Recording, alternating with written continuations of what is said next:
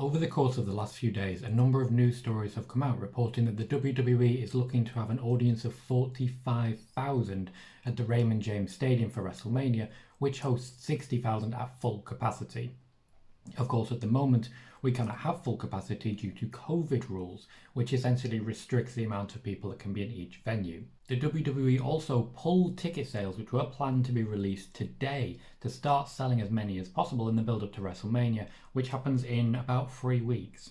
While the WWE are confident that they'll be able to sell their target of at least 45,000 tickets, one of the main reasons that the ticket sales were pulled today is simply that they're exploring options as to what they can do to actually fill as many seats as possible. The WWE, at least the management side, is in constant conversation with local government, particularly Governor Ron DeSantis and his team, to try and ensure they can get as many fans as possible.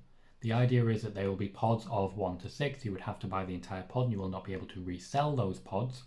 However, there is very much a possibility that they can do pods next to each other if they can find a safe way to get people to their individual pods. They are looking at a lot of different configuration options. However, they are also alive to the idea that they are currently in an ever-changing situation. What that means, as simply as possible, is that if Governor Ron DeSantis says to the WWE, you can have a full capacity stadium, the WWE are already exploring options that would allow them to potentially do that. The WWE are choosing not to be limited by what the rules are at current, but are considering options that open them up to the idea of the rules changing and then being prepared for it.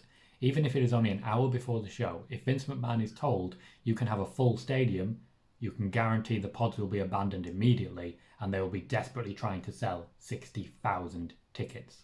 On a related note, one of the reasons we've seen so many matches added to WrestleMania on last night's Raw, at least when it comes to McIntyre versus Lashley being a main event standout match, likely the main event for the first night, is that the WWE are starting to slowly realise that they haven't been advertising enough to actually sell tickets.